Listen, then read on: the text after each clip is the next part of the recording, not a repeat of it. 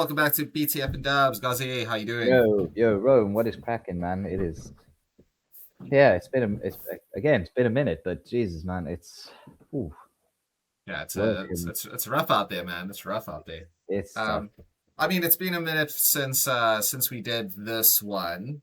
Obviously, we apologize to our many subscribers.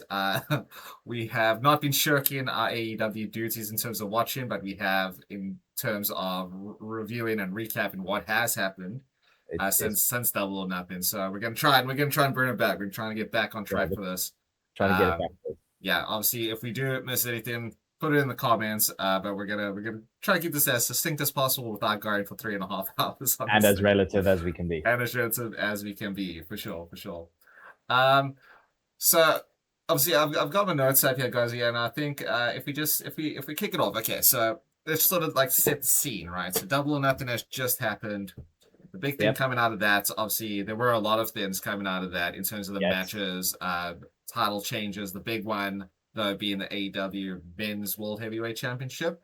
Yep. We got a new champ in MJF, but not without a little bit of shenanigans right after, in the form of the Jet himself, Kevin Knight. Little bit of betrayal, man. Little bit of betrayal. Little bit of a big betrayal, actually, I think. Because I mean, I didn't see that coming like at all. Like No, it dog. really did kind of come out of nowhere, to be Yeah, honest. it's weird. It's like yeah, when he came out, obviously to protect Darby from suffering any more abuse from MJF, everyone was like pop loud. We discussed this, Yeah, and then obviously just did the UFO onto the paramedics which table, looked right? great. It It looked like it really hurt Darby. looked like it hurt in general. Probably worse than I was gonna say, probably worse than when Big Show smashed Ray and they hit face first on the floor. But Yeah, sure, sure. Yeah, I but mean that lives rent free in both our brains because we're I still think talking about everyone, it I think 20 years everyone. later. But yeah, But so he does the splash, he comes out on Dynamite on Wednesday to nights, a few a days later. barrage of booze. Barrage of boost, huge heat, which I loved. I'm glad. It's not like everyone was like waiting to hear what he had to say. With like, no, you betrayed us. You betrayed Darby. Fuck you, Kevin Knight. You dick. Yeah, and it's like again, it's this whole. I loved it the way that he lent into it. He's going, Darby Allen let us all down. Yeah, We told him go out there and do the job. He couldn't get it done, and he was really playing into like how piss poor Darby Allen was in a way. sure. Not that he was, Yeah, no, but of course. how like it was his fault. He couldn't uphold Yeah, here's the this end of new the level. bargain. Yeah. Yeah, he couldn't uphold this new level. He was a fighting champion. And he lasted, what was it? He had like 8 or 10 Yeah, he tied the record from what I remember the defenses. commentary saying, like 8 defenses in like half the amount of weeks, like 4 weeks or something. And then And yeah, then Kevin was like, okay, well, and then you shut the bed against MJF of all people. So what the hell? who is known for just shenanigans himself and doing anything to pull out all the stops to win. Yeah, exactly. So I mean, So don't give me I, this bullshit, Kevin. Don't give I, me this bullshit. but I did like it. I did like Oh yeah, how I they love it. justified it, and like the fact that he came out again on Collision just to shoot his mouth off about, who he is, how he wants to be Jet 2 belts now because he is going to come after MJF at some stage. So they Yeah. kept him relevant within that title picture. When I that comes around, not too sure because we know Darby's going to come back and get his pound of flesh here. Oh yeah, and I rate he could probably take that. He might take the TNT title off of Kevin. I could see that. I could definitely I see think that. it's like you want to run your mouth and say that I let everyone down. You want to be Kevin Two Belts. Why don't you put your title on the line and let's actually see how worthy you are of defending that? Because you said I let you down. You were the last one to humble Yeah. MJF. You were the last one to beat MJF. You should have been the one. Let's see if you really should have been the one and defend that title against me. Yeah, exactly. So I mean, I'd look forward to that feud a lot because Oh, obviously you great. have like Mike Bailey came out obviously during that episode of Dynamite to like ask him like what the hell, where did this come from, what happened to Jet You need Speed, to apologize. you need to Like apologize, and like whenever someone in wrestling says you need to apologize to the person, I'm like, what? No, that's not what we no do here. way. No No, have a match, way. fight it out, rub some salt in it, bro. Be a man and rub some dirt in Throw it. some dirt in it. Um, But obviously, and then later on, that did eventually lead us to this past Dynamite, Yep. which was the Mike Bailey versus Kevin Knight match, which was very good as well. Yep. Really enjoyed that match. This whole past Dynamite, the matches were like on point, like very very good throughout the entire episode. I mean, since Double or Nothing, all the matches have been very good. You know what I really enjoyed about it is not so. Again, I initially thought that Kevin Knight was going to be like, oh, MJF paid me off, whatever. Like I took the Mm. money, but I'm still coming after you, type thing. But obviously, most recently, we find out that he has now aligned himself with the Don Callis family, Don Callis family, another member. another member of the Don Callis family. Nick, this is not going to be like a family anymore. This is going to be like an army. This is literally going to be just like an army rather than a family. I think that's what Don's going for at this Like stage. You know, at this it's like if point, I own everybody in the family, then I win. You know, put the it's, title on Don.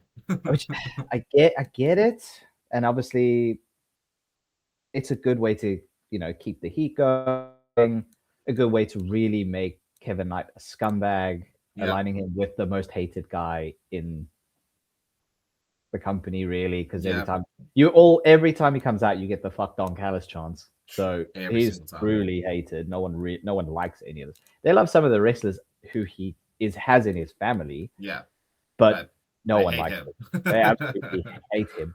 um, And it led to, obviously, like I say, a really good match between Kevin and Mike. But at the same time, what I appreciated was, as much as I thought it was going to be high flying ground, like quick movements, they obviously know each other so well. So you get mm, the reversals, and you get the yeah, standard dodges, like, reversal wrestling match. Before and they're then like, actually, no, we hate each other now. and then Kevin gets into like being a real heel, and he does like holds and locks, and Yeah, which is again, great. it's levels, because he wouldn't have done that as a As a face. face. Yeah, if you would be jumping around, you'd be taking crazy bumps like a He'd Darby be or doing wild stuff. or a Mike Bailey. But But no, this he's kind like, of I'm not doing this shows, for the crowd anymore. yeah, It's good psychology. It's great heel work. I really enjoyed that part about it. yeah, and I really like. I saw that and I went, okay, no, he's changed it, because you would never see Kevin Knight doing that. No, never. No, that's not his style. He's not a ground and pound wrestler. But he's also been And that told by proves, Don Callis, like, you don't have to you, anymore. You're the champ. yeah, you are a champion. That's why you're in You the throw in family. Mike Bailey a bone here. You know, let's be real. Which is crazy to think, because also Mike Bailey's been on top form for like weeks and weeks and weeks now. Yeah, Like I would love to have seen him in like the title picture, which I'm sure you will get. Like I can see, as you said, Kevin going up against Darby. Maybe Darby doesn't win that, but Mike could take it off of Kevin at some stage. You know, yeah. that TNT championship. There's lots of way it could go. So and again, there'll be the inevitable rejoining of forces for Jet Speed. This could be in a couple of years, whatever it is. But at the same time, it just opens up new possibilities. I mean, Yeah. you didn't get Kevin getting a clean win, No, it was obviously. the better interference from the. Don But again, Callis, I get why they did that, because I would have liked to have seen a clean first win for him, like a proper win for him, like out of the gates. But it, considering his alignment, it's it Don makes a lot Callis more sense. protecting his asset. Exactly, yeah, and he does. That's his whole thing. He protects his assets until he Right. decides he wants to get rid of one, like a Takeshita. You Yes. know, so I didn't mind it. At first, I was like, oh, I would have liked to have seen like a clean one, but then I'm like, no, no, no. In terms of lore and narrative storytelling, this makes a lot of sense that Don would do It this, because works. he's obviously, if you're aligned with Don Callis's main thing is make sure Kevin wins everything now to Yeah. make sure that this was a good investment for Kevin. Yes. So So it's I like, didn't mind again, it it's at all. like you said, like we said, protecting his assets. It's Mm. literally making sure he keeps as many titles or championships within his grasp. Yeah, exactly. Um, but yeah, so I mean, obviously Kevin Knight wants to be KF2 belts, which is cool. But he's got a lot of what's a sharks to wade through at this stage, because we've got obviously now there's a lot of history between a couple of these guys. So you have obviously El Idolo himself, Andrade, who also wants to go at MJF for that championship. He's kind of been denied by Don for a while. Yeah. But now with Kevin Knight in the fold in the Don Callis family, that could be a bit of a Carter Takeshita vibe thing, because they're both going to go after that championship at some stage. Andrade has been in a lot of, like, he was obviously in Stadium Stampede. He Yeah. also had a really good match on Dynamite. So he's putting on good matches. His gimmick with, like, taking the selfies with all the ladies by the guard Oh, railing is really good. it's great. It's over as hell. Everyone loves to see it, because he's a showman. He really Yeah, is. he's the sexy guy because he's got the Yeah, long hair and he's exactly. the Mexican and he's all Um, like, "Yeah, I'm good looking." yeah, with But that like long, without being that like, long, "Oh, luscious I'm hair. good looking," it's just Yeah, like, it's "Oh just yeah, like, the no, I ladies love am. I you." know, I know I'm good looking. Exactly. But now you got like those two egos going after the world title. In terms of another Hispanic wrestler, you have Roosh. Him and MJF put on a A barn spectacle. burner of an opening match on Dynamite. Like that match was crazy. Yeah, I it was mean, obviously, wild. what it was like, and this is a bit of a digression from what we are chatting about, is I love how for like the past, I would say, month or so, on commentary in matches, they really are selling the pile driver as a super duper dangerous move. I know a lot of people do it, and you can say like, oh well, everyone does a super kick, but everyone knows, well, it's a super kick, right? Whereas with Yeah, the pile drive in every match, if you see, and we'll get to the Mark Davis Will Ospreay match in a little bit, yeah. but during Stadium Stampede or at Double or Nothing, Okada and Takeshita, when he brought him up for the pile drive, and Don was like, no, no, no, you'll break his neck, you'll break his neck. They are selling that like an absolute wildfire across Yeah, all. it's They are really, really making sure that you know that if the pile driver goes up, this is dangerous. do you know what it is? I think in a way as well, if you do watch as many products as is available on WWE, obviously they banned it for a long time, and then you had Hmm. Kevin Owens doing The the package package pile pile driver. driver, and it was like, "Oh, that move's banned." It's blah blah blah. Whereas in AEW, like you say, they're selling the hell out of it because it's a dangerous move. But they're not going, "Oh, it's been banned and it shouldn't be Yeah, allowed," and this person and that. It's just like, "Oh shit, it's like pile driver. Don't it's that yeah, you know." And it's there's so many it's iterations and variations that people have been yeah. doing of it. But also, I mean, like again, this is digressing off of my digression. It does make sense that you ban this move, but then okay, we're gonna have a street fight match, then but you're allowed a barbed wire bat.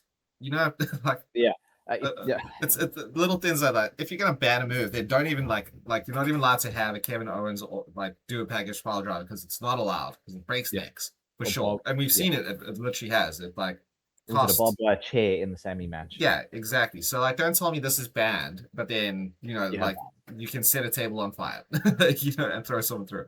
Anyway, but the whole point is that for this for that whole time that they've been doing the pile driver in various matches, they've been selling it. So when Roosh hit that pile driver on MJF in this match, mm.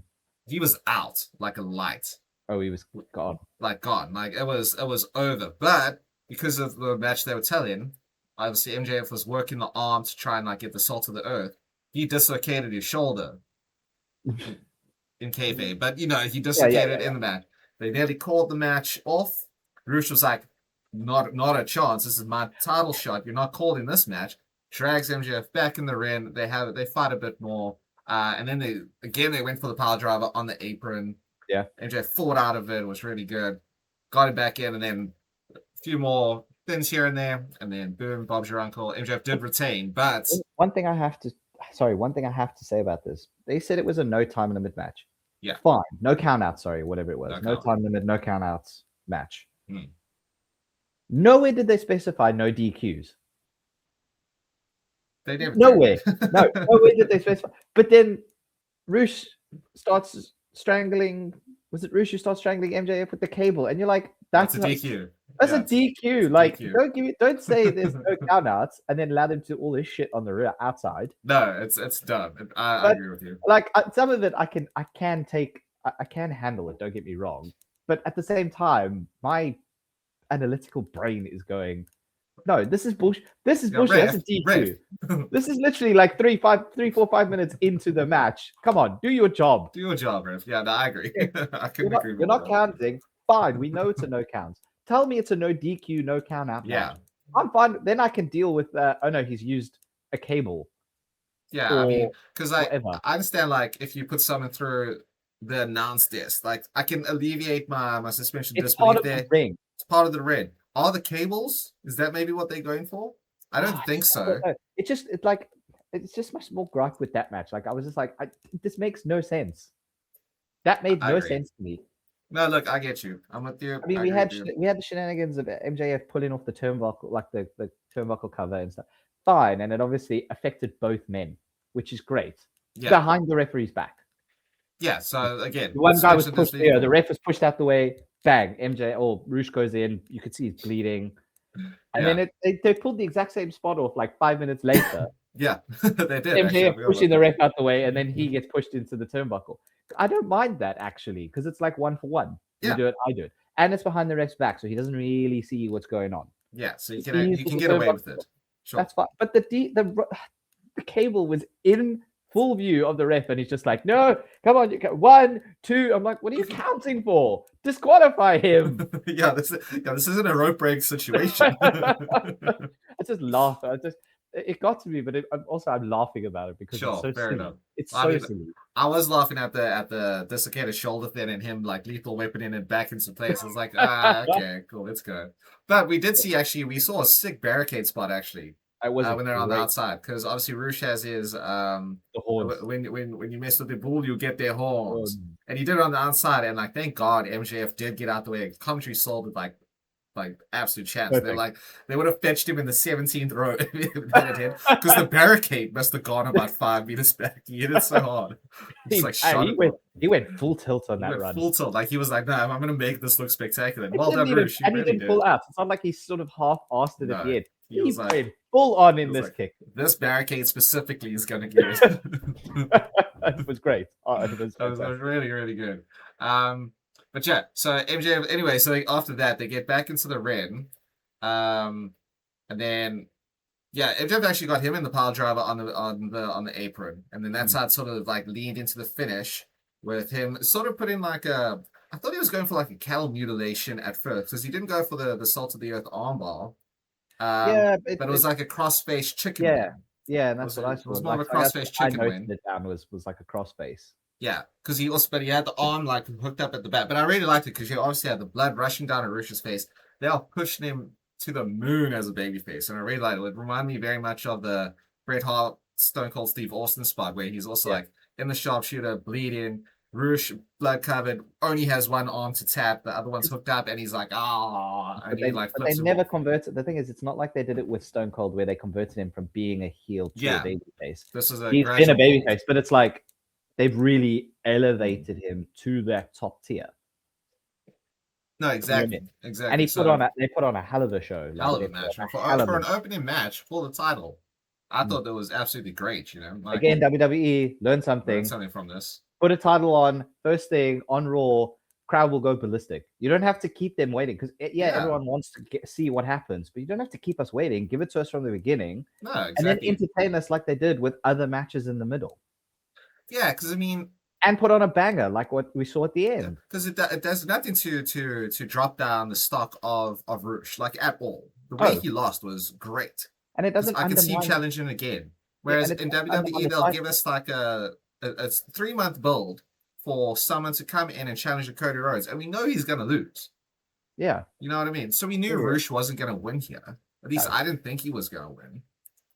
So like you can have but you can have these title matches now, have him lose, you don't drop his stock, just have a good match, and then you can bring him back later. Because then they have a bit of history built in.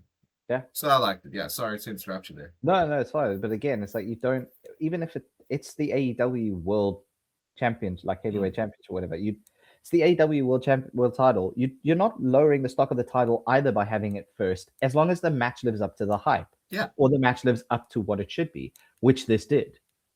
Yeah, I mean, look, I would have watched. Do it with the right people, and you can absolutely get wholesale on it. You're not defacing Roosh. You're not devaluing Roosh. No. You're not devaluing the title. You're actually making MJF look better, because he's like, okay, cool. I accept your challenge, because he was like, which again will come on. Ignores Briscoe completely and then goes, Roosh comes out and he's like, yeah, cool. You earned it. I'll face you next week. They didn't tell us it was going to be the first match until like day of. They were like, first match, opening title, boom. But people are like, oh shit, no, I need to watch this now. And you get in from the beginning. Yeah. Because you still have a card full of great matches. No, exactly. I mean, like, if you think about with Darby's whole title run, it didn't diminish the title at all. It elevated it by having him defend it as often as he did. He was doing it twice a week sometimes, right? Yeah, yeah. I would have watched Darby Allin versus Leo Rush because I know they'll put on an incredible match, knowing Leo Rush isn't gonna win. Oh, yeah. And it just seems like, and this is what we were saying, like right after Double or Nothing, what we need from MJF now, because he's been like, the conniving heel, he's been the cerebral heel, he's been the chicken shit heel. Yes. But now he's obviously realized, oh shit, Darby has become like this incredible champion because he defended so often. I'm better than Darby. I can have these matches too. So Yeah. it has given him that extra little edge as well in the title scene. So having a match like this it doesn't do anything but elevate the title itself Exactly. and the people around it. So now, I mean, like you were alluding to now, we also have Mark Briscoe in the picture. So this title picture is crazy right now. Yeah, like obviously he came out last week and he called out MJF, and MJF was like, "No, cool," acting like the coward that he is. No, you don't deserve it. Type, Yeah, which fair enough. And then obviously he was gonna, after the match, he was gonna smash Roosh over the head with the belt, and Briscoe comes out to stop him, and he does his chicken shit stuff and kicks him in the dick, and which he does, yeah. Classic MJF. And then obviously the conglomeration come out to stop that, but Briscoe is, man. No, and I mean, I really enjoyed his promo after that.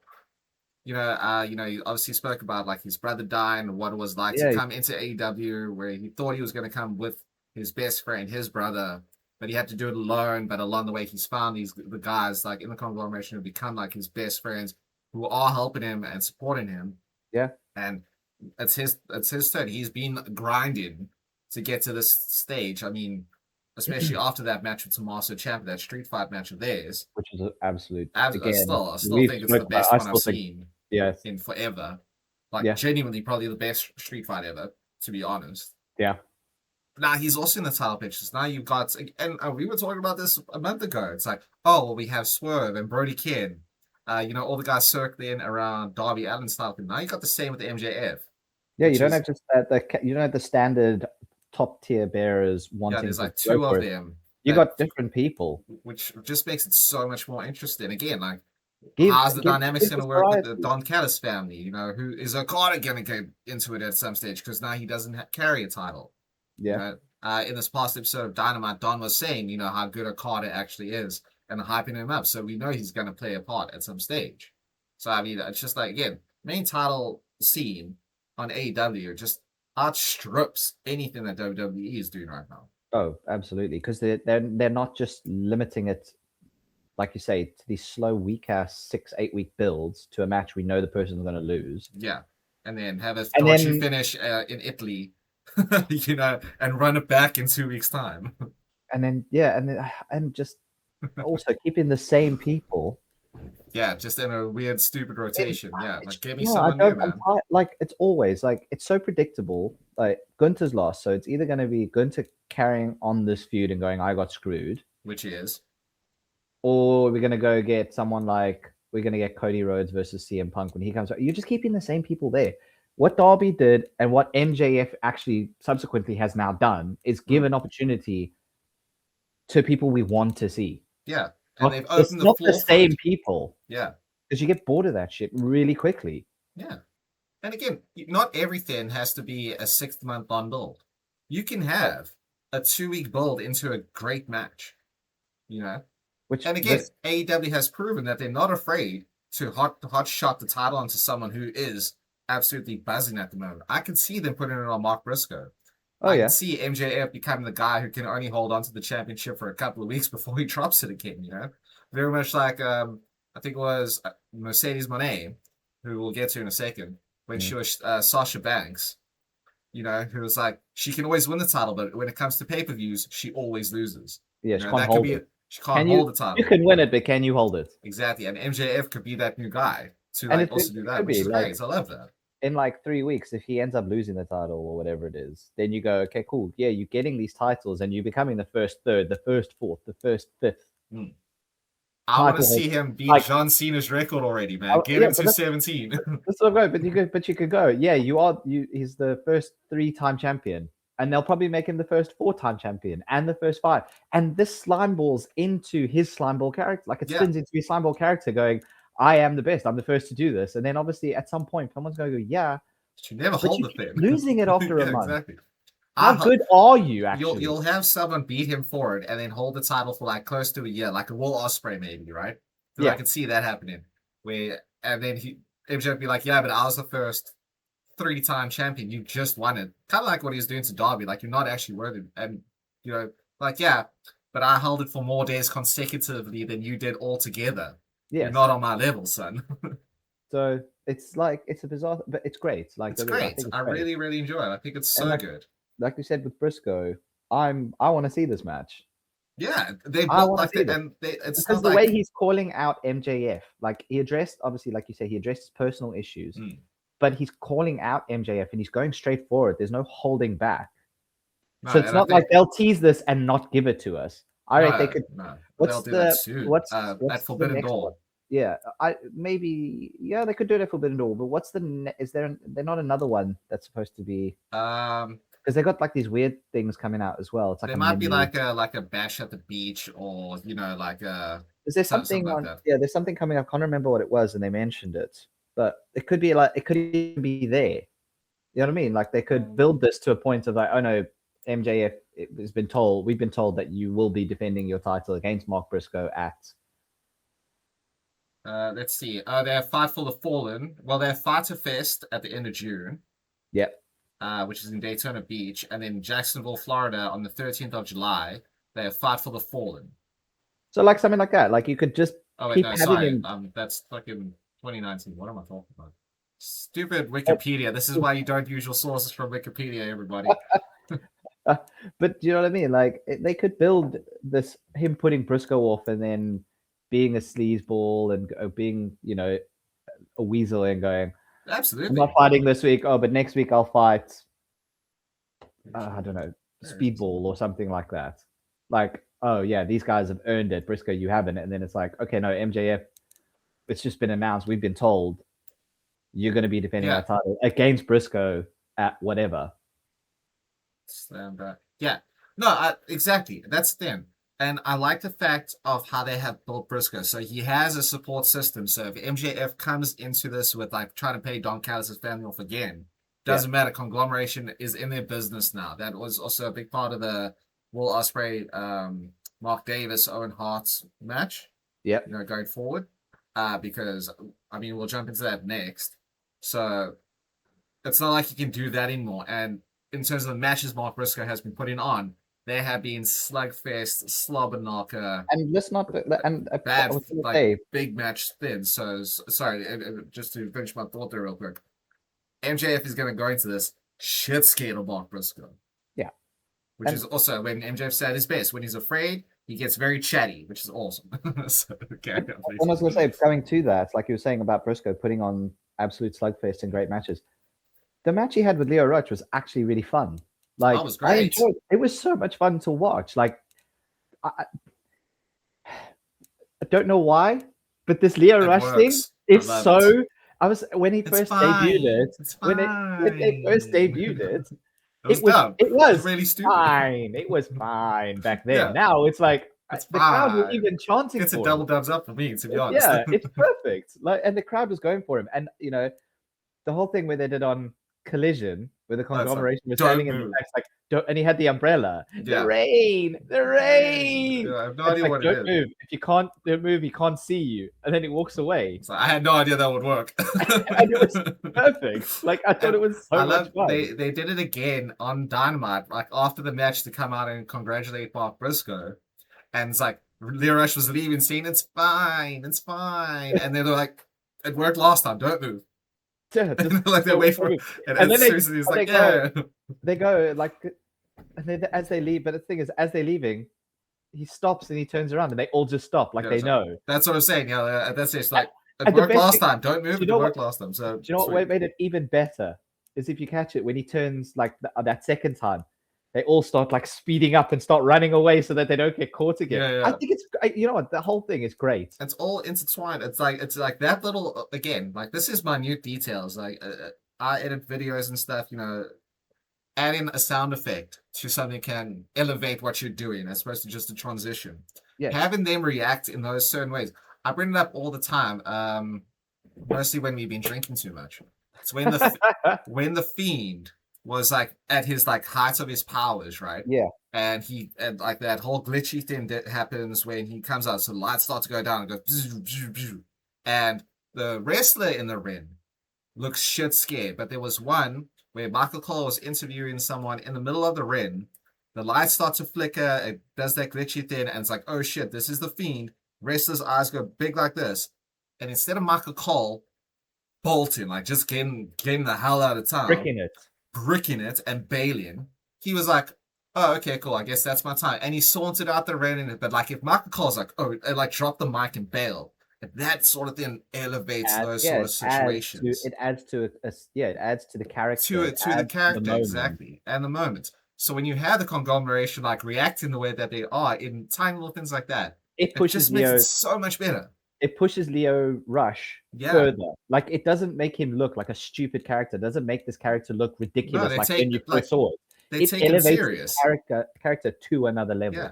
Like, we all know, and it's the same with Dan Harmon. We know it's silly, but if everyone buys into it, it makes it better. And the fact that, and everyone in WWE, in terms of the roster, buy into the whole curse thing and yes, they were skeptical, but because they believe it, we believe it more. So the fact that you have guys like the conglomeration, or even during Stadium Stampede with Bobby Lashley and Tony Leona, being like, oh shit, what do we do? Bobby Lashley was like, I'm out. He bailed. And then Tony was like, no, I'm going to take him out. And then he was like, that was a terrible mistake. All over him. You know, exactly. Like, when they believe it, we believe it. And that's why it's so over. And I get it. I love it. I think it's so much fun. Every time it's on screen, I'm like, oh, what's this crazy weirdo going to do next? That's great. But sorry, I just, to bring it back to it, was a great for sure. match, whatever. Yeah, we digress. But no, I'm so glad you brought it up, because that's so great. And again, that goes to my point with if we saw Leo Rush and Darby Allin match, or Leo Rush and MJF, I don't think he's gonna win, but it elevates the title, it elevates Leo Rush, this whole, and especially if whoever is in the ring with him reacts how they're supposed to with his character, it makes it so much better. I can easily see MJF doing the whole thing, like kind of like doing like, what the fuck is this? Like, for sure. What is this thing? Exactly. You know what I mean? Like, I can see him buying and healing into that so much. Like, what the hell is this? Running away from Leo Rush, like treating him like a proper. I would love to see like him in a match with Leo Rush for the title, but because again, we sing MJF's praises so much in this thing, but he is an incredibly great wrestler. He's like the best in the world right now, I think. But if I saw a match with him and Leo Rush, and halfway through the match, Max stops dead because he remembers, the conglomeration don't move when he's around. And Leo Rush is like, where did he go? You know, blood wandering around the ring, like and he turns his back, or something like that. Turns his back, and like MJF gets like a quick roll up on him and books it out of there. Perfect. Sold. It works. Sold. It works. It would be great. It would be so great. I mean, I'd really enjoy that.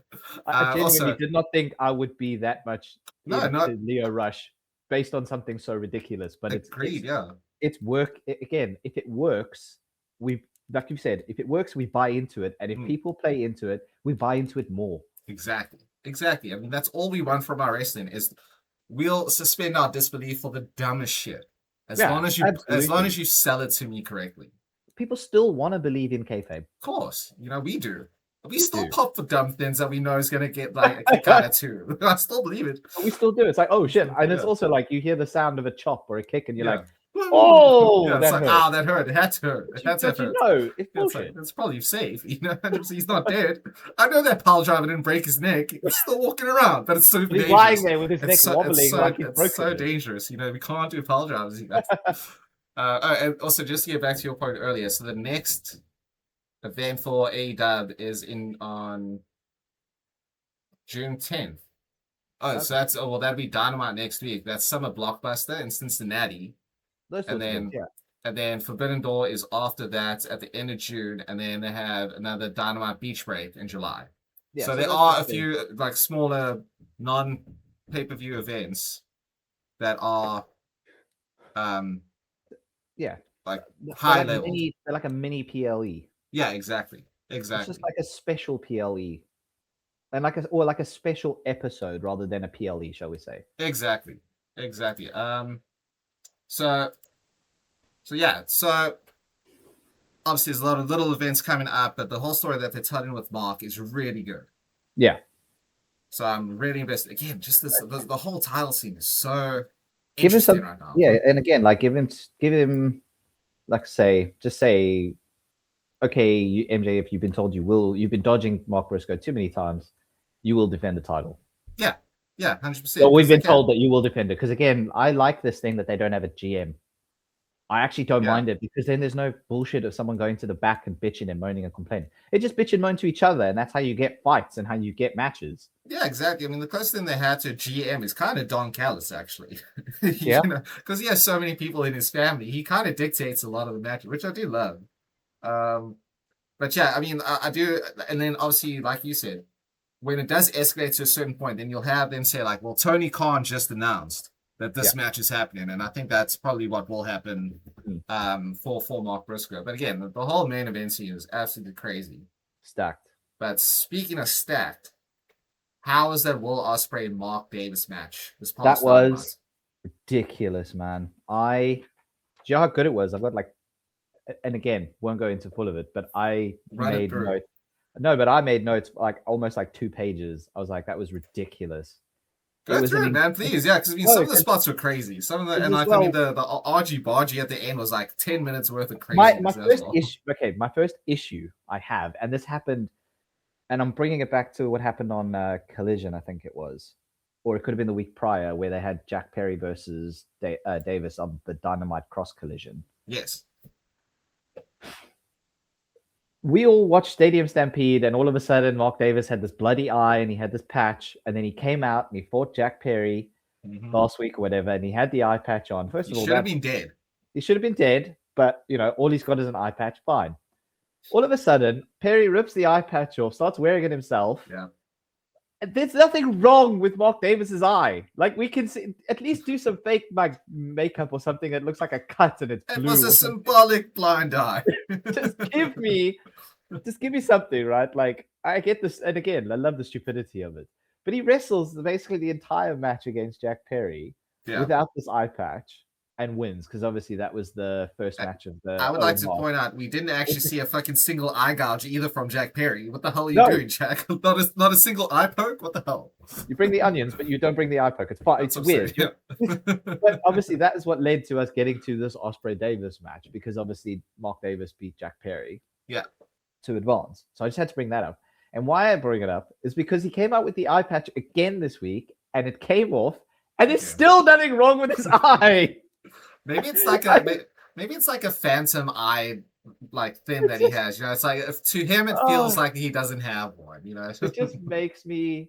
It made me laugh. It didn't infuriate me. It just made me go, why is he still coming out with this eye patch? Actually, because I saw it, I'm like, oh, he's still wearing it, cool. And then I kind of like skirted over it. I'm like, but that's actually a really good point. There is nothing wrong with his eye. There's nothing wrong. Just take it off. Just like next week, he needs to come out without the eye patch on because then people will be like, well, where the fuck's the eye patch? I'll liken it to one of my all-time favorite anime in Bleach, right? You got this super powerhouse called Kenpachi Zaraki who wears an eye patch. And the reason he does that is to make it more difficult for him to fight. Because he's so powerful. When he takes the eye patch off, his spirit energy explodes, and then he's basically unbeatable. So I think that's what Mark Davis is going for. He's like, no, I can be someone with one eye. It's fine. And then he's like, actually, no, you can't. Every time you wrestle. You have to take it off. You have to take it off. Maybe don't wear it next time. We'll see on Collision, I guess. But it was so funny. It's a good shout, actually. And again, it doesn't infuriate me in the same way other things have, like especially on WWE. Things infuriate me. Stupid little the whole Roman Reigns not having his fucking title. That pisses me off. You're so bad for some reason. It's not that big of a deal. I know, but it just pisses me off. But this, I take as a joke. I take as this I can understand. Like I get it, and it's a piss take, and it's stupid, but it's fun stupid. Whereas that really infuriates me. This makes me giggle. Fair enough. Because it's so ridiculous that he comes out with the patch, wrestles with it, it gets taken off. You can see there is visibly no scarring, Nothing wrong with his It's not even eye. red. You could throw some, I don't know, like eye drops in there to make it red or something. Red So red he contact just lens. wrestles with it, and I think it's like you say. He starts off because it's supposed to be a disadvantage, and then when he takes it off, he can see what he's doing. Yeah, he's like a bear. I want to But see him with Leo Rush. I want to see him in a match with Leo Rush now. with the eye With the eye patch, patch on. it would just be ridiculous. But I mean, it was such a strong, like it was such a backwards and forward start. Mm. I like that they started off so hot. They have history. They don't like each other. This wasn't fucking around and feeling each other out. No, and it Like, wasn't no, like straight to one, fisticuffs. and it wasn't like one got on top. It was No, this was back and forth. This was even. Ospreay doing his springboards, Davis using his power. There was literally you couldn't decide. Yeah, who had the upper hand? I felt like that for the most of the match. To be fair, it got to the point where Davis was on like properly on top of Ospreay, but that first sort of like 4 minutes or so, which is vital. Yeah, sure. It didn't make it look like one was stronger than the other, or one was better, or one was just going to do something to get on top. They were doing everything to try and get the upper hand. Yeah, for sure. I mean, again, like I said at the start, like when you start off the match with a hidden blade, and then after that it evens out, that just shows you how competitive the match actually was. I mean, and it was great. Like they went out early, which was good. Mm. That standing flip suplex that Davis did to Ospreay onto the table was ridiculous. Yeah, I don't even know how he got him up this, to be honest. It's like it's almost like he just was like, oh, I don't need to do this in the middle of the lift. Like, yeah, somebody to hold and then slam. He just lifts him up and he's like, fuck it. And he walked away and he just let him drop on the table. Yeah, I was respect. like, it's like Jesus Christ, okay, fucking power. But like it was so nonchalant in the sense of I'm just gonna flip him, and as I get to this point, fuck, I don't need to hold him up. He can do his own thing. He's in the middle of the air. He's literally in the middle of the air. Of course he can't do his own thing. Damn it. It was so like I love it. It was too good. But yeah, we did get a really obvious, well, not obvious. I don't think that's the right word. A traditional ref bump in this match to bring everybody out, which was great. Yes, which was so much fun. Like I like seeing a ref go out like with a proper move, not just being like accidentally like shoulder tackle. This was an insecurity, which was really good. Yeah, this was like a proper this is like, move. This is not ref in the corner getting bumped into and then falling down like he's been shot or whatever. Mark Davis trying to kick Will Ospreay and ended up kicking the ref in the face. It's like, oh shit, I get it. I'd be down too. He's a big guy. It was great because it wasn't like it's not like a cruiserweight kicking him, which is power, which is striking ability. Yeah, this is a big man kicking you in the head. Yeah, it's just like power. Like for a cruiserweight, it's agility. So he gets up and it's a quick whip, so it'll take you down. Whereas this is like, okay, this is a really big tree trunk coming up in my face right now. It's literally. It's like, where do I go? Like. So that scene in Austin Powers where it's like, move, get out the way, because I mean it took Mark Davis 1,000 years to get in the air as well. We'll say that. And it's like, what do I do? It's like, you should stand there and eat it. And he's like, okay, bam, done. Oh, but it was great. Like again in this match, you saw. Like you say, they're feeding it up. You had the pile driver. Yes, Mark Davis did a pile driver, and especially with the history of Mark Davis, because he's the one who took out Will Ospreay back when he went out for that little bit. Yeah, and that was what what led to it. So it's very relevant in the stage. And again, going back to what I was saying with like commentary and the rest of the roster selling how dangerous the pile driver is. When it landed on Will Ospreay, it's like, oh shit, that's crazy. Because also then, like, you know, it was elevated that stage because later on we'll try to get him into the Tiger Driver.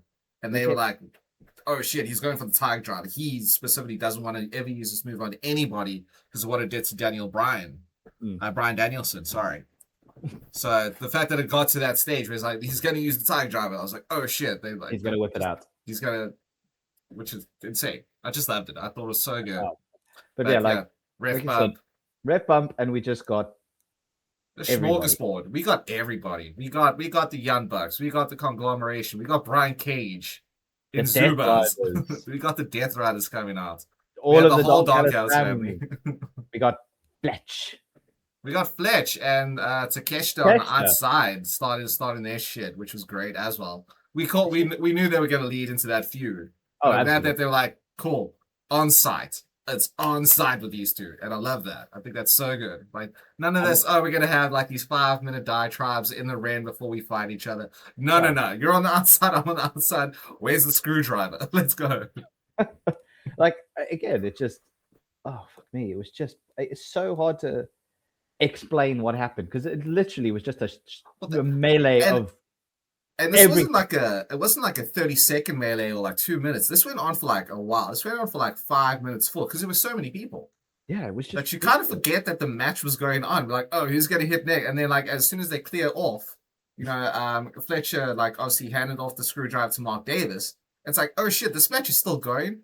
First of all, how long was the ref out? Second of all, this wasn't a no DQ or no count out. No, but you say that. How long was the ref out? Like you just said, it was a fucking tree trunk that took him out. Trunk. Yeah, exactly. I mean, let's be honest. You got Final Destination for sure. That was I can believe that, like the ref being down and out for that long. Like even if the ref wasn't out, you'd be like, I don't want to get kicked again. I'm gonna wait. I'm gonna stand on the apron and do this shit for you. I'm gonna stand on the side and I'll count from outside the ring. Yeah, rope break. Rope break. But yeah, I'd love to see that actually. Yeah, it was just all out carnage. And like I said, eventually we get back to the match. Ospreay doing 2 hidden blades. Oh, well, he did again. Davis did try and take him out with the screwdriver, and he missed, which is what led to the first hidden blade. He hit the hidden blade out his hand. Or he hit a blade out the hand. And then he did the hidden blade. But Davis kicked out, and then when Davis kicked out, it was like almost like, oh, I've got this. But he didn't. Remember, the ref was still down at this stage. Ospreay went for the pin. Crowd counted to like over 10. It was like 10, 11, 12. Obviously, again, like at this stage. He did it twice because he had it twice. As soon as the ref got like the first bump, he did the hidden blade, and then that got to like 25 in the count, and that's where we had everybody just fucking coming out, taking it out because that's when who was it? Cage and it was Cage and his Zubas, which I thought was hilarious. Yeah, that's when like it all started. But like, yeah, when they got the second hidden blade on, there was still enough time that the ref managed to get in and do the count this time, but Davis kicked out. Yeah, which I don't mind so much because there was so much time. There's plenty of time for him to recuperate. Yes, so that's cool. What I wasn't a huge fan of, I understand why they did it in terms of story. I just think they should have done it maybe, I don't know, maybe earlier in the match, maybe before everyone came out. And that's Mark Davis hit the pile driver on Will Ospreay at that stage. And Ospreay kicked out. Now, after, again, I've just been seeing the praise of how they've been saying, like, they've been studying how dangerous the pile driver is for weeks, and especially on the show. Yeah. For him to kick out at that stage, I get it. It's the whole idea that because of his training with the Death Riders, he strengthened himself mentally and physically, so it won't affect him anymore. That's why he's at 100 now. In fact, he's above 100. It's like instinct kicking in type thing. I think I would have preferred that to happen slightly earlier in the match because just in terms of the freshness of it, as opposed to so much going on. But I don't hate it. Don't get me wrong. I'm not saying I disliked it. I just think it happened in the wrong part of the match. But the fact that he kicked out of it, turned it into an armbar, and that's how Will Ospreay has been getting a lot of his wins is by tapping dudes out. I do like that a lot. But again, that shows the relevance of the training coming from the Death Riders because you didn't see him you didn't see him win off of his standard hidden blade. Yeah, he actually or splash or whatever. Asahi moonsault or whatever. Yeah, this is like no. He wins by submitting dudes. Like he makes them tap out. Which again, there is something symbolic about making a dude tap out as opposed to winning with the frog splash. Again, nothing against the frog splash. Yeah, I'll take that. I'll take a RVD 5-star any day of the week. But there is that. Oh shit! You put him on the ground, and now you're making him beg in the match. There is something there with that. I've always liked a good submission finisher myself. Yeah, it's always as long as it's done right. Yeah, exactly. Don't give me this John Cena kind of like leaning on the dude's back. It's like, okay, is it because he's kind of heavy? He's like really muscular. Don't give me this weak ass piss of Gunter tossing everyone out. I don't like that either. Don't give me this weak ass piss of that. Give me the arm drops and I'll believe it more. Not this. Oh, he's passed out. No, he's not conscious. That's it. Oh no, call the match for sure. Yeah, I'm with you on that 100%. I So do agree. But yeah, so Will Ospreay gets to the final of the Own Heart tournament, which is that's great. I think yep. we listen. All in London is happening. We kind of figured he's going to be the Own Heart tournament winner, but Yeah, I mean, it does bring up a really good upcoming match, which I've got here: is Swerve Strickland versus Brody King. So obviously Swerve and Osprey have a lot of history, yeah. lot of history. Did you see also, just before we get into that, did you actually see the Cardio Brody King match? Yes, That was, yeah. That was a great again, match. that was brilliant for its simplicity. It was two guys just absolutely going at each other, like Yeah, two strong individuals trying to get the other one down and just nothing happening. yeah, It and was I it was mean, great. oof, I just don't know so much about the core. I love Brody King, Yeah, I don't know. I'm but not saying that, but I'm saying like the whole intensity of the oh match. yeah, Like sure. I mean, that that. match What I itself mean was is what crazy I'm talking. good. Yeah. That it was great to see like that where because it reminded me of, and I think it's because I haven't seen many of them, but the the WrestleMania match between Gunter, Sheamus, Drew, where it was like a proper big man Yeah, slugfest, hit, chops, whatever. yeah, The 10 bells of the belfry, what all that whole thing. yeah. That's what this Brody King Claudio It match. was It felt just like a war, pound and pound. a proper war of attrition. It's like Yes. who's gonna fade as opposed to who's gonna win. You Yes. know, It and but was that's and again, like I love Brody and I'm glad he went through because again, his history was Swerve. There's a lot more there than him and Claudio, which I yep. get. But I don't know. Claudio needs to rack up a big win at some stage because I think he's the only Death Rider who actually has a pinfall victory over John Moxley. At one stage, we were talking about he might take over the Death Riders, you know, and I don't know. I would have loved to have seen Claudio maybe make it to the final, but again, I'm not mad that Brody went through by Yeah, any it would have stretch of been the imagination. so it could have been cool in the sense of if Claudio made it to the final, like if he actually beat Brody, Hmm. right? When you had the whole Death Rider versus honorable Death Rider, I guess Yeah, in Will so if Ospreay. he because you would have had Claudio then versus Swerve, again could be both See, Swerve versus Brody and Swerve versus See, in Claudio that sense, I would choose Claudio over that because you still have Swerve and Bandito that you can still you've got a lot more stories with Swerve that he can peel off to. peel off to, you know. Yeah, Obviously, this is our little fantasy booking section, of course. everybody. So Of course. So again, like, but I get what you mean. Like, if Claudio had beat Brody, it would have been sensible to have Claudio go to the hmm, final to face Osprey, because then you would have had Moxley kind of come out and go, "Here's your test. yes, well, that's Here's exactly your that. test." That's what I'm saying. Like, I think that would have been such a, and I mean, we'll get to the King and Queen of the Ring tournament very soon. I'm pissed about that shit, dude. I don't know if you watched SmackDown this morning. No, I haven't. I need to watch it. Fuck, you're gonna rage. You're gonna Okay, rage. let me It's watch so it, and then we annoying. can rage tomorrow because we can do a SmackDown collision. Fuck, I'm so Yeah, annoyed about it. on that. But Anyway, it's but fine. in this I need to sense, watch it. this has already happened. So this is fantasy booking forward as opposed to our pre-predictions of what we wanted Yes, for the yes, King and Queen of the Ring tournament, right? yes. So I'm less upset about this than I am about the King and Queen of the Ring tournament because obviously, No, but yeah, but this I get that because in this, it's you have multiple outcomes. yes, yes, You have exactly, multiple outcomes. Like if Brody won, even if he goes to the final, he can pull on a banger with Osprey. yeah, Swerve won. If Swerve beat if Claudio had won and you had Swerve versus Claudio, Claudio goes to the final. You've got the this Death is your Riders, test. yes, The Death yeah, Riders, this is your test. The only thing I knew was the only thing we knew from the start was Osprey was going to the final. because That's the why only wouldn't you? given thing I would have done. 100%. Yeah, I would have bet my house on that to get to the final, to win it even. Yeah. But and again, if you put Swerve in the final, The history you, there, because Swerve and Osprey they were a tag team at one stage, and then Swerve is a bad guy now because Osprey left. And why are you joining the Death Riders? He has such beef with the Death Riders. There's so much history there. That match is gonna kick ass. There's so much to do. I love there's this. a It's lot going on fantastic. there. So either way, you get a favorable You get a favorable outcome for what Yeah, you want to see. 100%. I mean, and again, just the fact that you have guys like Mark Davis, who again he lost, sure, and there was a lot of interference, and Put because on of a that, show. you think to yourself like, well, he couldn't get the job done, but the whole Don Callis came out with the screwdriver and yada yada yada.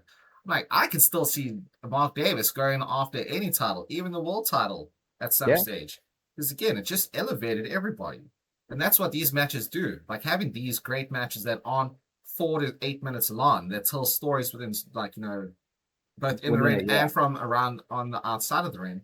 yeah. Cool, you're elevating everyone. Again, I know we harp on it quite a bit, but it just reminds me very much of like the Attitude Era, where yeah, you had your main event guys, sure, but they had so much more to do with the mid card, even the lower mid card. That even when you saw Crash Holly, you'd be like, oh, what's Crash up to? I know he's got the hardcore championship. Who's going to mess with him this week? How's What's he gonna D'Lo win? Brown? Yeah. You cared about the characters who are less featured anyway because they have something to do. Yes. You know, so and like so, AEW, keep doing what you're doing, man. It's But yeah, absolutely killing it. like you say, you come to it on the side. We've got Swerve versus Brody. I mean, again, we've said it. It doesn't matter. No, like I It's can most see, likely I going can, to be Swerve. Let's be yeah. honest. It's Well, most likely going to be Swerve. I'm not saying it's a guarantee because actually, I got I thought it was going to be Claudio who beat Brody. It's thrown me for a sure. bit of a loop there. Kind of knew Swerve would beat Bandito at Double or Nothing, so fair. But if Bandito had won, you still wouldn't have been like it wouldn't have been a shock. No, because again, he is the Ring of Honor world champion, so So you could see it happening. I mean, we debated about that for a good like 15 minutes about how we think it would go. And like, yeah, we yeah, had our predictions, but we but could this see is it going both ways. Yeah, so the more likely outcome is we get Swerve versus Osprey, like you say, because of the big history there. Brody, if he wins, again, just they'll put on a match because you'll yeah, have Brody trying to take him down with power, and you'll have Osprey swinging around and just doing which everything to get out and doing his high flying and his athleticism, but he's got power and whatever. So there's stuff going there. no, Like I exactly. wouldn't be upset either way that if any of them made it, but the most likely outcome is It's Swerve. Swerve, sure, sure. But again, I mean, either way, that match is going to be insanely good, and then the final's going to be crazy. But I mean, speaking of like, if we were, if Claudia did make it through there, and like, it's like this is your moment. I like the fact that before Will's match with Mark Davis, he got that pep talk from Moxley. Yep. Like just hyping him up, being like, this is a short time now. Our training can only take you so far. And then you had Danny Garcia, also just with his little 2 cents, which I loved. Also gives him a little bit more character. It was a bit stupid, but I was like, I don't know why Danny's piping up, and even John was like, "Okay, you're done now." Pipe down, Chachi. Pipe down, Chachi, which is great. So again, I'm just really, really, really enjoying it. We touched on the match with Kevin and Mike Bailey. I mean, if you haven't checked it out, check it out. These two went for it. Yep. Great pace, great match. Obviously, Kevin Hart we knew was going to win in this sort of sense because you can't lose Don interfered. Yep. But I mean, so I just got to share that I've got the fact that Don Callis is part of Kevin Knight's heel turn, right? Mike Bailey's obviously going to challenge for the actual TNT title now because there was a little bit of interference in that. He's part of the Carl Fletcher Takeshita stuff. He's got Mark Davis on his side with that other big bearded dude. I forget his name. Sorry, dog. Yeah. The card is still there. What isn't Don Callis a part of main event wise at this stage? The I don't know actually. The women's Side of stuff. the women's side of things. Yeah. Stop being a sexist man, Don Callis. Get some more women on your side. Well, that was a great segue right there. Let's get into the Women's Owen Hart Cup Foundation tournament. So we finally found out who the wild card is. Not Britt Baker. God damn it. This year, 2026 Not was Tony like, Storm. not Tony Storm. Fucking 2026 was like, you know what, Ty? You don't get anything. You don't get your Sky Pirates. You don't get your Britt Baker. This has literally been the year of unfulfilled potential for Ty. Unfulfilled potential for me, man. Like Rone's 0-2 right now on his predictions of what he wants. So we got Mercedes Monet with new music. I'm glad they got rid of that fucking CEO chant then. That was terrible entrance theme. It really was bad. I mean, for a character, it was good, but it just was bad in general, like objectively bad. Personally, I didn't see the appeal of her as Sasha Banks in WWE, Me either. and I didn't see the appeal of pushing her by having her be a champion of everything when she went on the independents and joined AEW and whatever. Like, at what stage didn't she have like 7 belts or She was something? 7 belts, Monet. Was it 7? I don't know. Well, let's see if she does this. So she go 1, 2, 3, 4, 5, 6, 7. Yeah, she had 7. Okay, so she had all these belts from all these different wrestling promotions. Why was she pushed so hard at that point? Was it because she came out of WWE and she was like one of the first high-profile women to actually leave at that point? So she was pushed to No, to not at draw. all. No, because I mean, Because if you remember, she went to the Indies for quite a while before she signed to AEW. So it's not like she was hot off the press from WWE. Take no, but nothing that's away what I'm from her. saying. She's Like, a really, really good wrestler. And I think what yeah, Tony Khan was like, well, we have a big name in Sasha, but she also has been killing it in Japan, and she already had a couple of belts to her name. So I think yeah. at that stage they were like, let's push the Jushin So, Thunder Liger 7 belts Monet storyline first. so that's what I'm saying. Like, I know she didn't go straight to AEW with it, but was she pushed on all the independent scenes because she was a high-profile WWE talent that came out, and they were like, "Oh, if we put it on her, we might draw more attention to our shows or our promotions." I don't know. I don't know the in and outs of what they do, what they were On the doing, indie side, I have no idea. I with think what for were they them, doing it it. was a case of, listen, we want you on our indie show. She was like, I'll come on your indie show, but I'll win the belt. She Sasha Hogan it. She Mercedes Hogan it. But I mean, okay, yeah. So we Maybe got, I mean yeah, I might be wrong. I'm maybe, probably but wrong. it's possibly true. But again, we got Mercedes Moné versus Alex Windsor. It was a good match, but No dubs. It was fine. yeah, it was fine. It It was a was no fine. doubt It was thing. it was pretty hard hitting. I mean, Alex Windsor has the power behind her. I considering she was I think this is the thing. And this is why I was expecting like a bigger name, like a Tony Storm or a Britt Baker to come back. Because when you have that wild card in there, Yep. you know that person's gonna advance. So Yes. putting Alex Windsor in a position where it's like she could make it to the finals of this. Obviously, we had our whole spiel about it. Could be Jamie Hayter winning the title at Double or Nothing. So she goes to all in, home crowd. Or she can flip around and be the wild card. So it's the two of them facing off. Again, I think our whole thing or thinking behind it was you probably want a female wrestler in this tournament from Britain Yep. to be at all in some capacity for that. So Yep. as soon as they said like wildcard, I was like, okay, this is going to be big name stuff. This is going to be fucking bring Awesome Khan out, something like that. So if Yeah. she loses, cool, Yeah. it's fine. I was a bit disappointed that they brought out Mercedes Moné at that stage. I wasn't one. I know we didn't guess it because that actually didn't cross my mind as who she Yeah, I'd would be. say it really did register for me. And when she did come out, or it just came out with like Monet or CEO or whatever, I was like, I wasn't. Yeah, I was just like, splat. It was flat. yeah, and I don't think the crowd popped like they thought they would. No, I think a lot of And people again, in the wrestling community, well, especially like the managerial side of stuff, think that she's like this uber popular wrestler, whereas like a lot of us are like, she's a great wrestler, but we don't really like her at all. I'm more invested in people like Tekla and Chris Statlander Yeah, and exactly. Jamie Hayter. I'm more interested in Alex Windsor in this match. Well, I mean, I was pulling forward to it. I mean, I I think wanted her to win. that would have elevated her incredibly well if she had beaten the wild card, which is someone who had 7 belts, make it like a real threat for it. Yeah, like I would have been like that would have been great to have her go through because the Jamie Hayter match hasn't happened yet? Am I right? No, women's. Let me Was it? just get the bracket up real quick. Because I know we had. Uh, Last week we had the first women's one, or we had it on Double or Nothing. I think it was. So we had Persephone versus Hazuki on Collision. Persephone.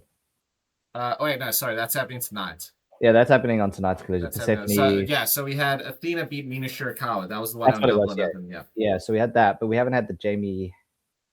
Jamie's not in it. Oh no, she's not in it. Alex No, was the one who was in it. So we have Sky Blue versus Sari on Dynamite next Wednesday. Oh yeah. Okay. So we'll have Athena come up against either Sari or Sky Blue. Obviously, I'm kind of pushing for Sky Blue here because Yeah, I am, because I love that little interaction with that they had. Tekla, yeah, it was It's like, great. oh, they started this argument and then they hugged, and it's like, oh, you really think anything's going to come between us?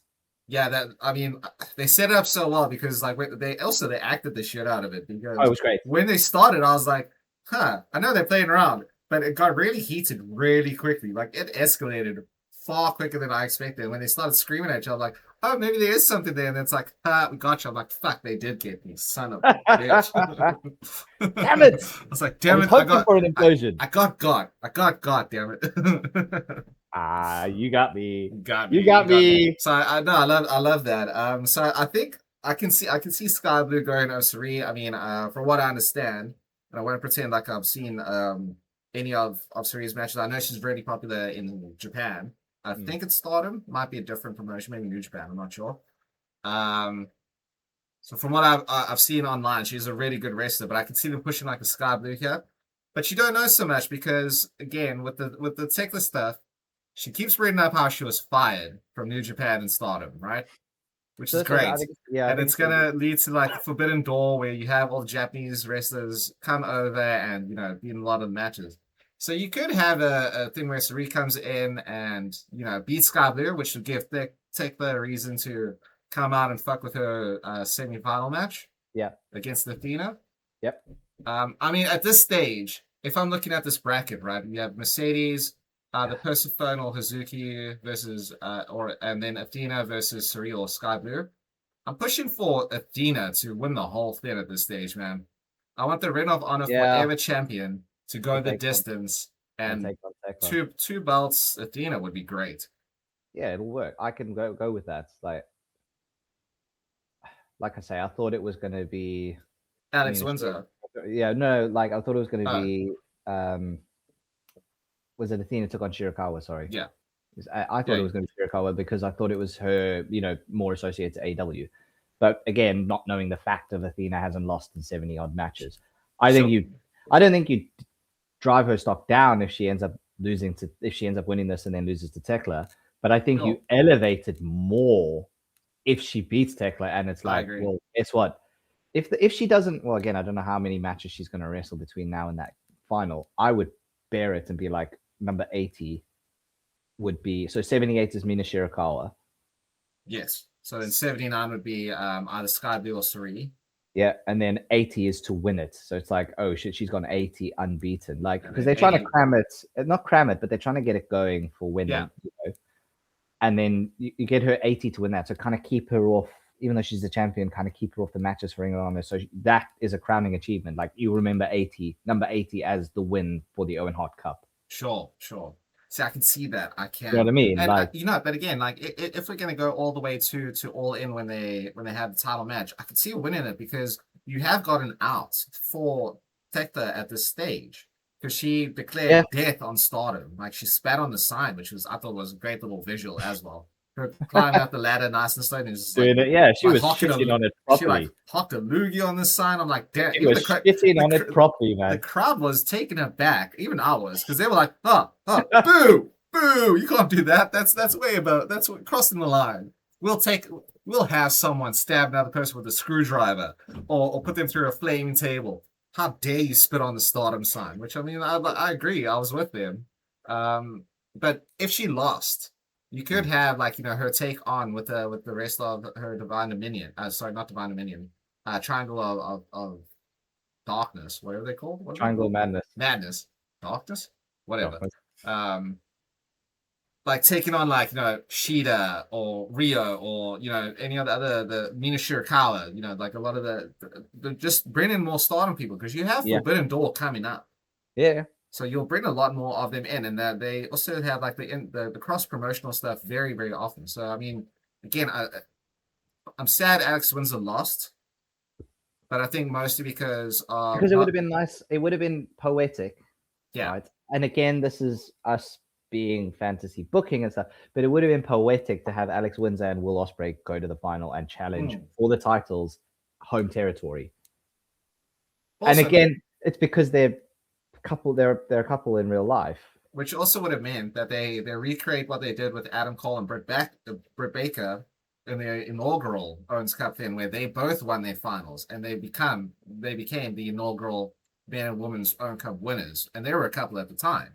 Yeah. So you could have done that as well. Maybe they think it's jinxed. They're like, Maybe. no, we don't want that to happen again. Which is what I Fair. Yeah, maybe, but again, personally, don't think so. But I get it. Like, and again, it would have been poetic to have that because they would have had. You could have had, again, if they won the respective titles, you could have had them both in the ring and bring out Windsor's son. Is it the son? Is it the son? Yes. It was because it was Osprey's. It was like Osprey's best friend or whatever that had the child with. Can't remember. I think it's son. I think so. So, but either way, but you could have that. You could bring out the child, the Alex Windsor's child, and obviously just have this nice wholesome moment for the crowd celebrating in the ring and whatever. Sure. People will remember that stuff. Yeah, for sure. I mean, I can't see it going this way. Like now that like Jamie Hayter's out of the title picture because she lost at Double Nothing, and Alex is out of the Women's World Cup. Yeah, we'll have them win the women's tag team titles. Yeah, because we obviously have the match next week. We saw, well, let's jump in. We saw the Divine Dominion finally not win their 5-minute challenge against TJ. Don't give me an A in the middle and call it TJ when it's TJ. Like, that's confusing. I mean, when they first came onto the scene and they won the women's, they were the first women's world champions in AEW, right? They called it TJ, but like her name is pronounced Ty, so it's like, it's Ty Mello. So I get why they go TJ, but just call it TJ. God, let's just go one way. It's just whatever it is. We call Stop confusing me. We call Brian Danielson Daniel Bryan. Like, okay, we know it's not your real name. That's just a piss take. Like, just call it TJ. It's easier. It rolls off the tongue better. But anyway, they had their match was really good for the 5 minutes it wins. And now they've got a title match because they went the distance. They got a title match next week on Dynamite. I don't see them winning it. I don't. I can, but I don't for the purposes of if you have the Brawling Birds win the tag team titles, I want to see the Brawling Birds versus the Divine Dominion more. That's why I think they don't win it, because it just that's a more high profile. Like, again, take nothing away from Ty and Jay and Anna Jay, but Ty Miller just came back. Yeah, I need to see them rack up some more wins, go through like the Triangle of Madness or like a few other tag teams before they win the big one again. And again, it's good to elevate them in the sense of she's just come back, but it's good to elevate them in the sense of they're actually a classic team. Like you say, they were the first tag team to win it. They have the knowledge, they have the skills in ring to survive that 5 minutes. Cool. Yeah, great. Love that. I thought that was great. Again, I really enjoyed this match. This gets a dub for me, for sure. Oh, yeah, no, it was dope. It was really fun to watch them. You could see Divine Dominion starting to panic. That's the thing. Yeah. Like, you could really... I know we saw them panic. Yeah, but this is a different kind of panic. This is stupid. This should never have gone this long. Get in the ring and stop this now. Whereas this match was like, oh shit, this is bad. We really need to put this to bed. Yeah, and they just couldn't get it done, which is great. Nah, I love that. I thought it was really good. I really, really enjoyed it. And I like again, if you're gonna I love the whole squash match stuff with the Divine Dominion. Yes. But when you even have these short 5-minute matches that actually have a bit of stakes to them, you're not giving me a women's world title match at WrestleMania that goes 6 minutes and it means nothing. Yeah. This is more entertaining than that by leagues, by an absolute mile. Because I'll watch it again. Because now I'm excited for Wednesday. I'm like, I want to see who wins there. Because I can see Ty J winning it. I don't want them to, purely because I want to see get like a much bigger blow off. I want to see the Divine Dominion hold it for a long time. Now that they've actually been, their whole 5-minute then has been shook. They're like, no more of that. Now we're not even time then. Now we're just going to try and dominate fools. Yeah. So you give them more to do. You give them that edge. So I really dig it. Speaking of edge, though, let's go back to another tag team and what's happening with Cope and Cage. Yeah, I mean, obviously we've got this whole thing with the dogs now taking on the new 5-second pose, which I'm a huge fan of. I think it's great. Fun. Like that whole segment itself on last week's Dynamite Cross Collision, it was fun. I thought it was because it's like Christian was so like, I don't want to do this. Cope was like, Yeah, Oh, such a giddy little puppy. Like he was the golden come on, we got a retriever. title. We got the tag titles here. Yeah. Come on, let's do this. It's been a while. I bought a whole bunch of cameras. Let's hand them out to the Oh, I crowd. had this in preparation like Yeah. 15 years ago. I went and I bought these. Yeah, it was great. I I was love like, that. oh no, I just had like such a premonition that this was going to be ready for it. And he obviously handing it, like you say, handing it all out. And then the dogs came in, And the dogs come and just wrecked wreck their shit. shit. Great way to set up a feud. Yeah. Pick the dog, like, because again, the dogs have been part of this whole thing against the Death Riders, or The Young Bucks. Sort of the Young Bucks teeing up with them.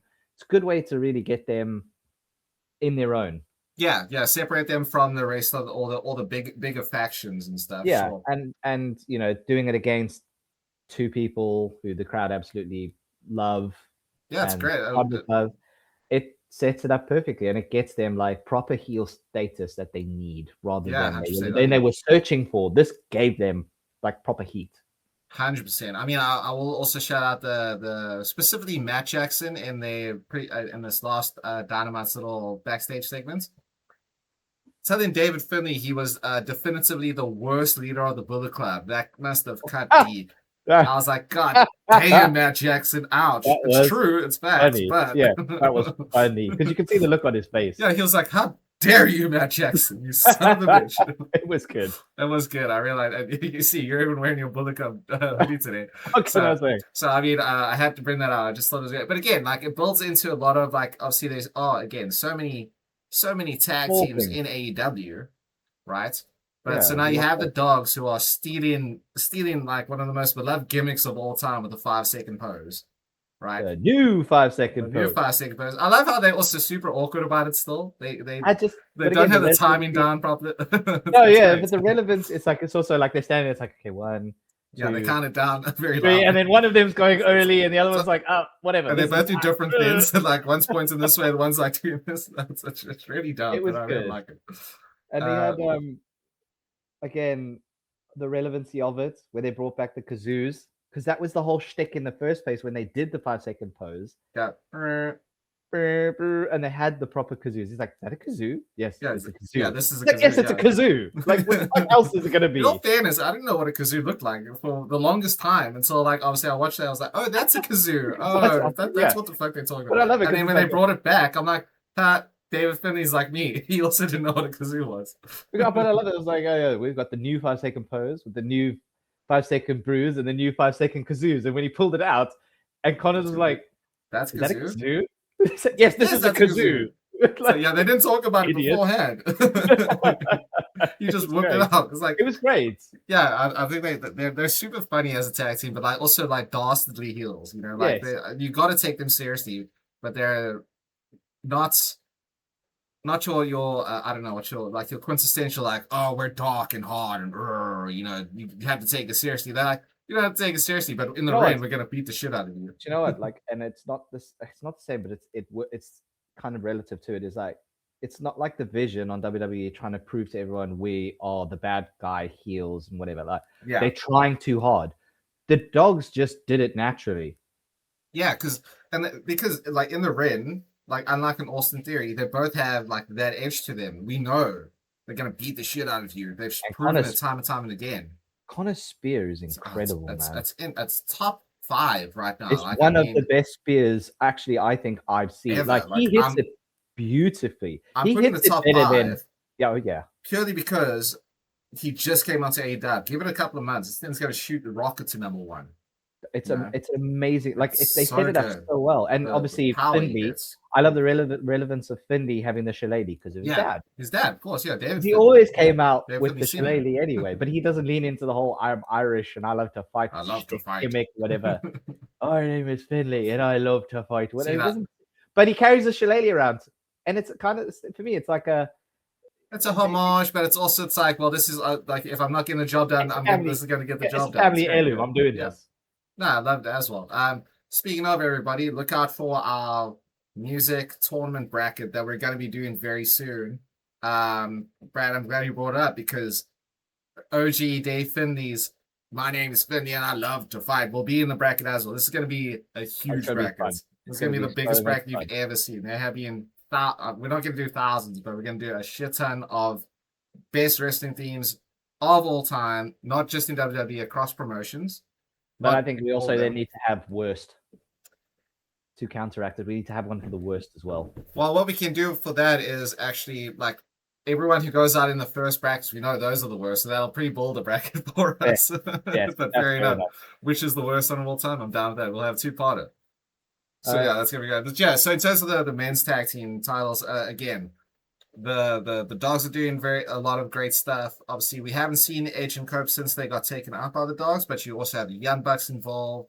Yeah, the Hurt Business has a lot to say about this. I'm sure they will with MVP.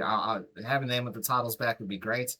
yeah. I kind of want to see a trios tornado tag match because then you have Bobby Lashley, Adam Copeland, and Kurt Connors, the Spear guys. Oh yeah. I want to see a three-way spear. I want to see them all beat just See, one take each other out. Connors again. Connors wins for that. I like Edges, but he does this thing where he pops down. No, Connors sure. literally looks rough when he does it. What I mean is I want to see them all in one corner of the ring, look at Like each other, and go at once, and see and just like see who comes out on top. And it's going to be Kurt Connors, I think. Connors is going to absolutely fucking dominate that, man. And then again, yeah, sorry. you also bring up the tag teams. The dogs on that match on Collision ended up going against the Guns, who again they've come back, but we haven't really seen them. No. But just jump on that. John Moxley on commentary is not good. No, he's dreadful. He's really bad. But I think it is when you get specific. Like even Ciampa was like dry, funny. Yeah, but I feel like that's in character. Whereas John Moxley just, I don't know, just talks, but like about nothing. But yeah, he just talks, and he kind of buried the Guns a little bit at the start of that match as well, because it's like, you know what's great about the Guns? This song, and that's it. He didn't follow up with it. I'm like, they're the Guns. They're really good, John Moxley. What the fuck, dude? I know you have history, but goddamn. But I love it. So the one thing I do love about the Guns, and I think it's Colton's the one who looks more like Billy Gunn, right? Very much so. Yeah. Yeah. Colton's Euro step neck breaker.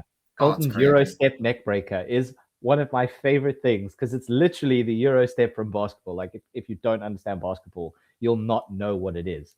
But the moment he did that, I was like, oh shit, it's the Euro step. And he did it. I was like, it turns into a neck break. I'm like, okay, cool. It was the first time I saw him like a couple of weeks ago when they first came back, and he did it again. I was like, I completely forgot. I fucking love that move. It's just so smooth. It really is. No, it really. I mean, I love the Guns. I mean, oh great. It's such a bummer that Jay White got injured when he did. And because them with Juice Robinson, like that little four-way faction was so great. Guns up. I mean, I still want that shirt. Like more than anything else. Like the Ban Gan needs to get back together ASAP Rocky. So I was a bit bummed that they lost that match for sure. But again, they did just come back, so I can see them racking up a few wins here and there. It would have been nice to see them win, but again, like you say, the heel work of it with Finley using the shillelagh. Yeah, it elevates us. Yeah. Yeah. But and it gives them an out. It gives them an out. Be like, well, we did lose, but they cheated, so we won another shot, which is great. But again, like what I found interesting, and I think the camera didn't pan on it long enough, but I caught a glimpse of it when Austin Gunn came round. Finley left the shillelagh in the ring. Yes. And he, like the camera caught him like sort of getting up and staring at the shillelagh like this thing is going to be a problem. Yeah, I like that. I like that. I see what I kind of forgot about that actually. I guess because they didn't linger on it just long enough. You know? But he was getting up and he was staring at the shillelagh like, is this thing going to be a problem? Like, do we actually need to take this out? Because they've just used it on me. Well, inherently, as a person who has watched wrestling for 30 years, and Colton, your dad is one of the OG wrestlers. You know you should get rid of the thing. He should know this. This is the written IQ that we're talking about, man. Get rid of the thing. Like it didn't pan long enough for it, but I caught it and I noticed. I completely missed that actually. He was staring at the shillelagh because they left it in the ring when the Bang Bang Clubs came out and chased the dogs away. Sure. So, I mean... Yeah, I mean, again, there's a lot there. Because is that like maybe a hint to like, oh, is that a turn to the dark side for the Guns? Because let's be real, I love the Guns. Dude. There are certain teams that are just better as heels. And like, give me the Ban Ban Gan as a heel troop. It really gave me just remembering like Bullet, like that era of Bullet Club, you know, Yeah. with AJ Styles, that sort of era, you know, like just post Prince Devitt, pre like even Kenny when he was in charge, like those two eras, like you know the AJ Styles and the Kenny Omega era of those Yeah. factions. That's what the Bam Bam Gang brings back. Even Jay White's era when he was in charge, obviously, because that's them. Yeah. You know what I mean? That's why, like, make them heel. Like, if there was a hint to a heel turn, I'm fully on board with that. But we Yeah. digress. And Yeah, then we digress. the last thing I have here, like just in terms of big highlights, is obviously Tommaso Ciampa and his 1004. That was phenomenal. I laughed, dude. I had tears in my I eyes was because he started off that promo regular, like you know, just like running Chris Jericho down. He's like, again, I loved all the points he was making. Like, you're all, everyone hates your cruise, everyone hates your band. I'm like, this is great heel stuff. This is really really good because like, we all love the cruise. Ozzy you, kind of rules. What are you talking about? It's great heel work. It's like, you've but got your 1,000 holds. yeah, I got my 1,004 reasons to hate Jericho. Dude, I nearly fell off my couch. I was laughing so hard. And when he When started he reading, said, so when he I said, hate your arm I hate bars. your, I was just gonna say, I hate your arm bars. I was like, ah, the piece de resistance. It was so good. Honestly, God I hate damn. Fuzzy. I hate your stupid light up jacket. I hate your arm bars. Like, fuck. I hate your cruise. That's dude, it was so good. And It was I wish fun. they had gone on. Like just run if you had said it like if you had done what Chris Jericho did, where it's like he says like the armbar thing, goes down this one or two things like I hate your armbars and he keeps returning back to it. But again, like I suppose unless they had done it properly and done it like they did back in the day when Jericho did it, where they cut to a commercial and then come And then back he and hyped the crowd up, yeah. But he's on like number 700 or whatever, or like number 875. I hate your arm bars. It's like, you've said that already. Yeah, it's great. You know what I mean? Like, I would have loved that so much. It would have been it was so much fun. But you know, it was good. Like, it was a good. Overall, it's been a good week for AEW. I mean, so that's also just sort of rewind here. So we did have a match between Jericho and Ricochet, which Jericho won. Which and this cool. is what led to. And this is what led to the whole Tommaso Ciampa Chris Jericho feud, which is great. I'm all for this feud. I think it's going to be super duper dope because you have Chris Jericho, the legend himself, right? Who on the mic is on my Mount Rushmore of best talkers on the planet of all time. Yep. Tommaso Ciampa, do not skirt this dude on the mic. The fact that he came out with 1,004 reasons to hate you is gold. Is absolute gold. And I mean, if we go back to the NXT Black and Gold era when he had Goldie with him, him on the mic was untouchable. The only person who could have gone toe to toe with him on that mic was Adam Cole. And unfortunately, they just never really got the timing right on it because Tommaso got injured. So they never really had that massive feud. I thought they did end up feuding at one stage, but not to the point like that sort of top level, right? So the matches they're going to have are really good because Jericho can still go. Everyone who disagrees can eat a dick for real, honestly. Like, I swear to God, he can. Not as much as he could. He's old as shit. We get it. But Tommaso can still go. So the matches are going to be good. The promos are going to be incredible. I think this is going to be a great feud. Oh, it's going to be really good. I appreciate that. It'll be. They could keep this going for as long as they did the Ricochet. Jericho. Oh yeah, exactly. I mean, that never really. At one stage, we were saying that needs to be, but then the Tony Khan must be watching our podcast, man, because he was like, you know what, Rone and Gozzy are right. This can't go on too much longer. Stadium Stampede. Done. It's gone. Cool. You got Ricochet versus Jericho one more time, and Jericho what? But that's it. That should be the end of it now. Like, you've introduced Ciampa into this. Yeah, Jericho Ricochet is done. Now. Like, he won. That's it. That feud's over. Yeah. Now you know there's the start of a new feud with Jericho and Ciampa. I do wonder where Ricochet and the Demand go now, because I can see them feuding with the with like the Hurt Business again, just to run that back. Could do. But also, I could see them the trios against a conglomeration, maybe. Yeah, that'd be that's sick. what I was gonna say. Like, you could. It's kind of like, okay, you know what? I've got this old bum in my rear view now. Yeah, we didn't succeed, but you know what? We need to prove that we are who we are and we can go. So we need to go after these trios titles. Yeah, and I'd love to see that because I mean they would put on some absolute Oh yeah, barnstorming matches. That'd be great. It'd be really, really good. Um, so yeah, but again, like I mean, just going back to it, I think Tommaso Ciampa, Chris Jericho. Honestly, it's gonna sound super weird, but I would give Wrestler of the Week, which I think we should start doing, to oh yeah. Tommaso Ciampa just because of the 1004 Just reasons because to of a hate you. 1004 holds. Yeah, the Again, 1004 reasons. I haven't I laughed agree. that hard at my TV. And I don't know how long. Because I knew he was bold into something, but I just didn't know what. When he whipped out that piece of paper, I was like, no fucking no way. He'll be getting this asshole. That was so good. I really, really enjoyed that. You know what? That was great. I think it's so tough because I would do that, but I'd also kind of want to then go, okay, if we go, I'd give Wrestler of the Week to it for Ciampa, but I think moment of the week, I would still give to Lio Rush Conglomeration Interaction. Yes. Like that for me would be a moment of the week. I mean, Wrestler of the Week, I could go with it because that relevancy to us growing up and that whole shtick.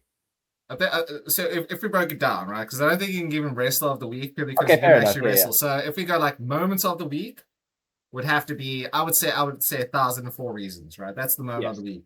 The segments of the week has to be Conglomeration Leo Rush. Yes. Because that was just hilarious. That was so good. But the moment he whipped out that piece of paper, we knew it was coming.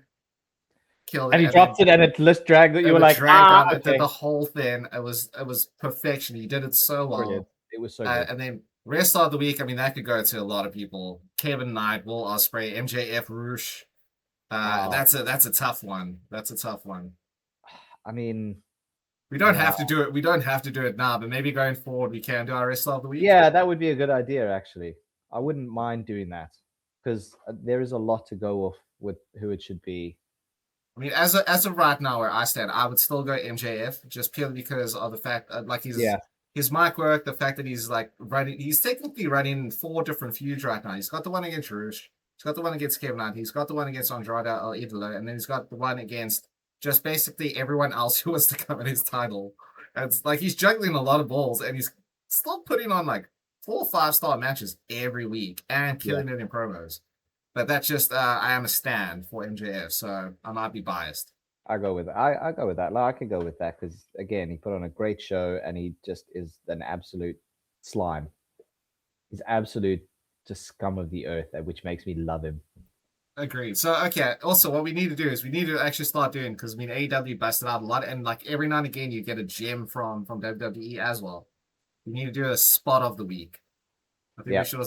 So obviously we'll go do that going forward. You know what, ladies and gentlemen, I'm so glad you're on this journey with us because we're working out the kinks of this podcast as we go along. So now we have our match rating system in terms of the dubs, and now we've got our spot of the week, rest of the week, segments of the week, moments of the week. And then we probably need a fifth one just to. We can figure it. We'll figure that one out. We'll figure it out. We'll figure that one out and let you know.